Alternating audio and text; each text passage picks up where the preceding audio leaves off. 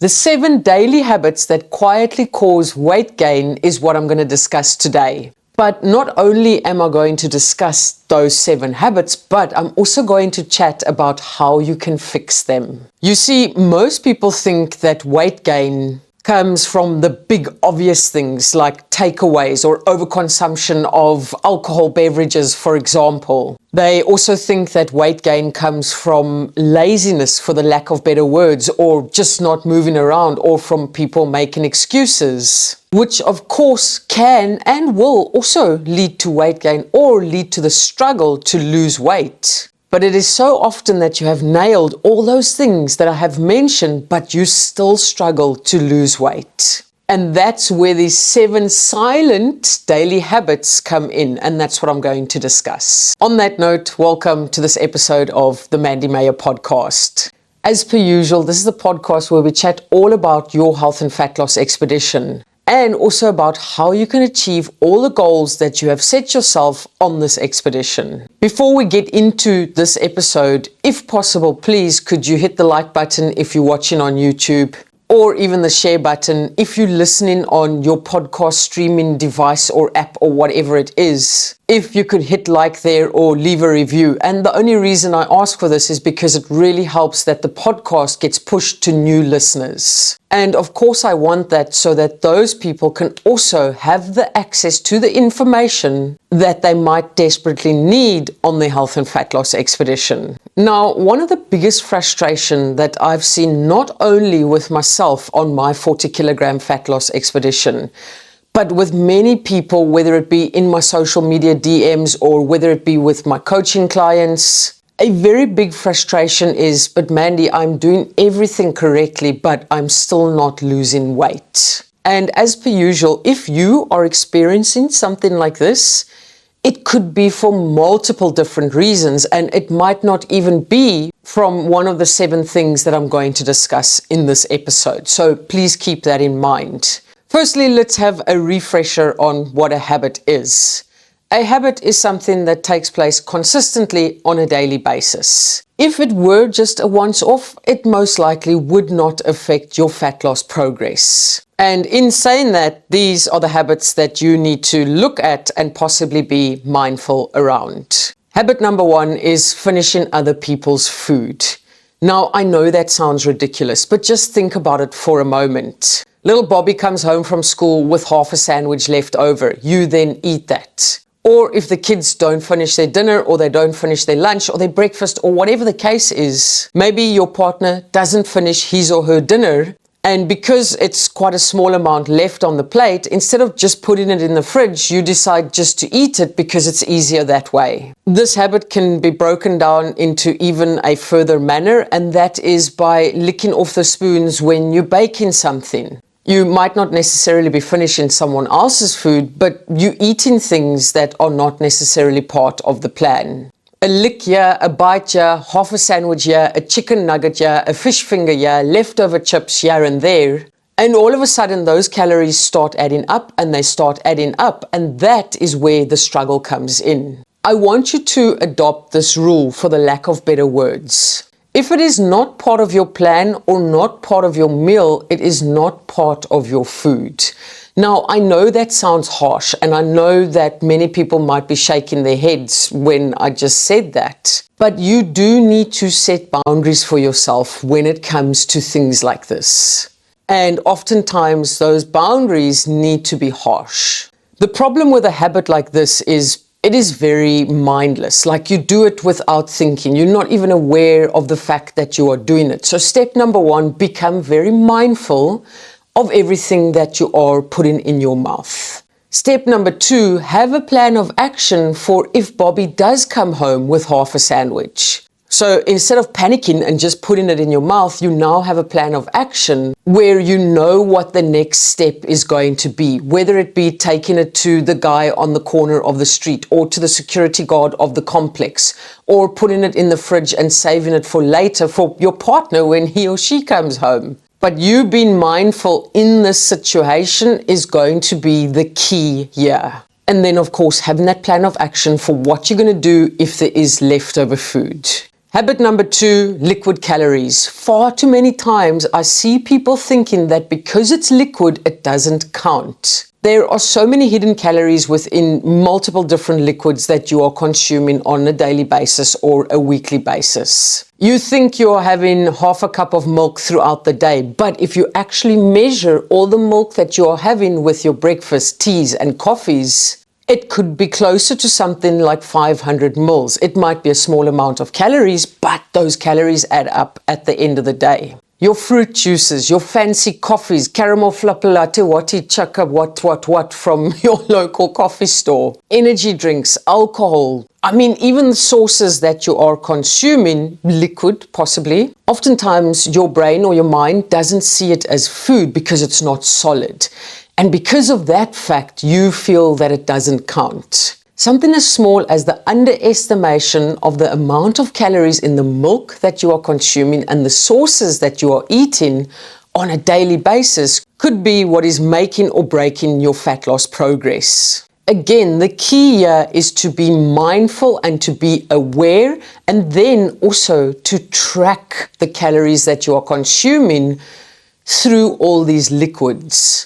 If you drink a lot of tea and coffee and you're having milk with that tea and coffee on a daily basis, get a 500 ml container and pour 500 ml of milk in that container. Use the milk in that container throughout the day to get actual figures of how much you are using. Start measuring and weighing your sources instead of just squirting it all over the salad or all over the food, just so that you can have more accuracy with the amount that you are consuming. Fruit juice, just because it says 100% fruit juice doesn't mean that it doesn't contain calories and sugar. An easy way to identify the amount of calories that you are getting through your liquids that you are drinking throughout the day is to, even if it is just for once, log and track those calories, log and track those liquids so that you can see and so that your mind can start comprehending that, there are calories within the liquids that you are consuming. Sometimes the calories that you consume through liquids on a daily basis could be somewhere around 300, 400, maybe 500. I don't know. I don't know how many liquid calories you are consuming. But if that is the case, that is almost a full meal of solid food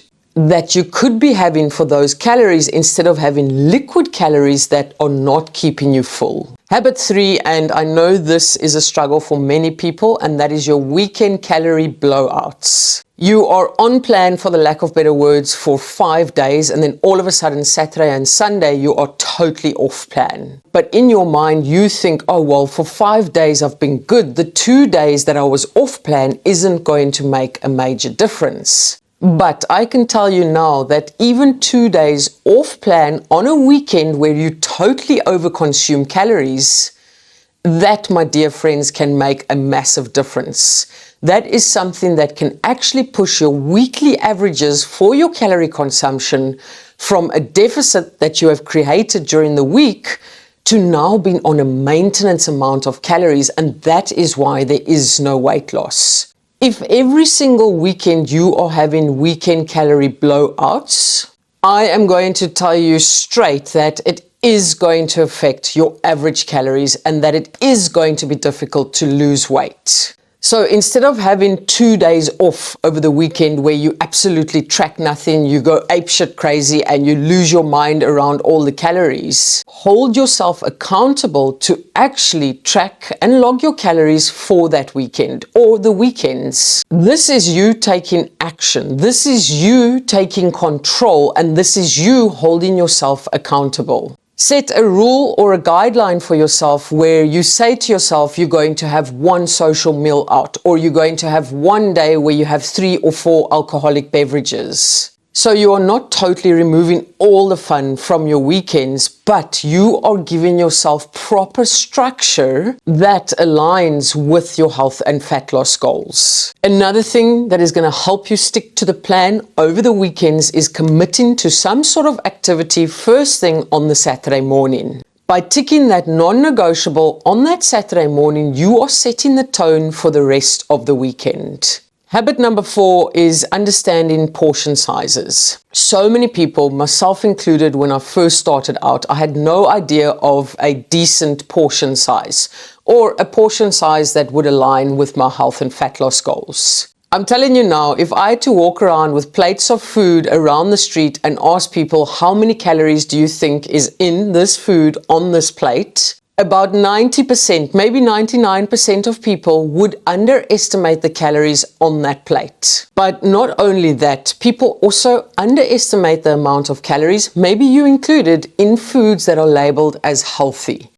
Example, peanut butter, feta, cheese, nuts. Foods from certain health stores, people believe because it is labeled as healthy, that it means free for all and you can eat as much of it as you want. If you take a chicken wrap, for example, that you buy from a health store, you might be shocked to find out how many calories are in that actual chicken wrap. Oh, but Mandy, I only had 2 tablespoons of peanut butter as a snack throughout the day. Okay, but those 2 tablespoons are bringing you close to 200 calories, which is actually a lot. Considering most people are only in around 400, 500 calories of a deficit per day. The solution to this is to actually measure your foods, weigh your foods, and log your calories.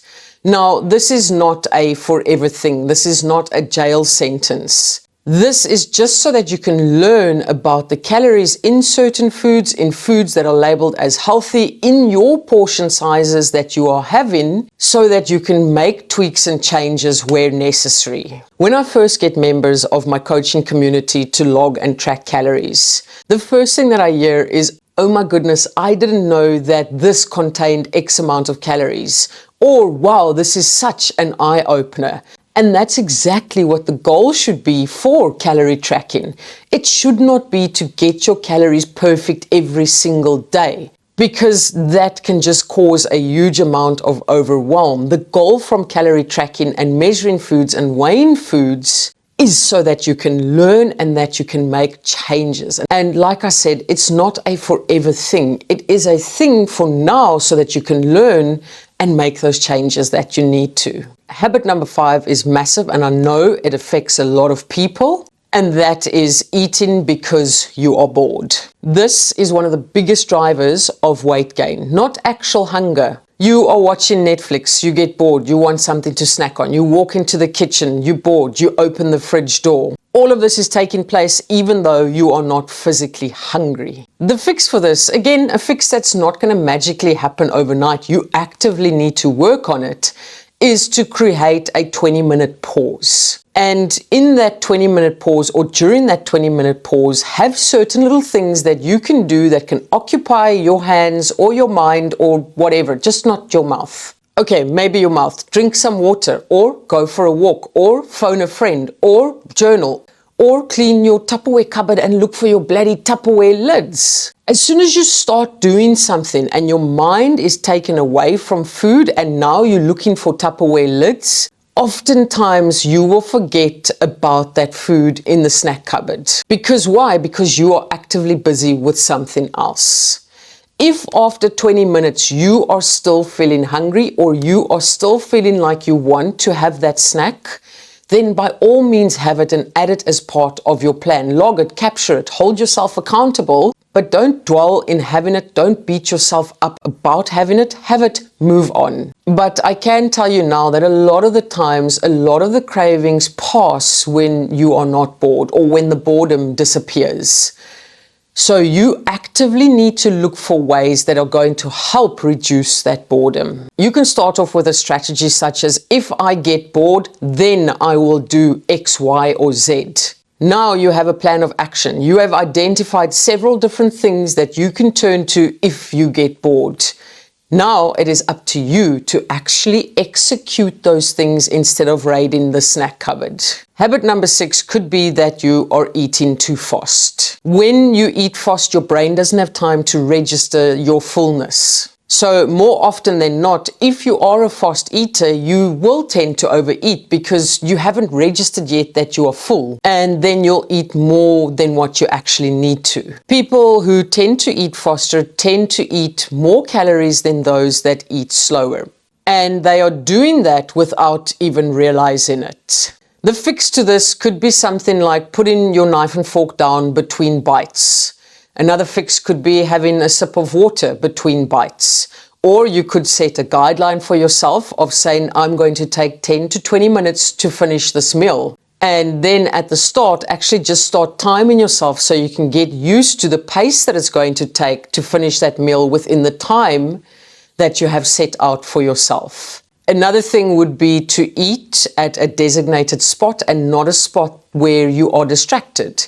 So, for example, eat at the kitchen counter or the dining room table instead of eating in front of the TV or eating in your bed or eating whilst you are watching Netflix. Remove distractions whilst you're eating so that you can actually be fully focused on the food that you're eating and how you're feeling when you are eating that food. And the last habit number 7, is a mindset kind of habit, is you thinking that you have ruined all progress or the entire day if you have one biscuit or one cookie or one rusk or one piece of chocolate.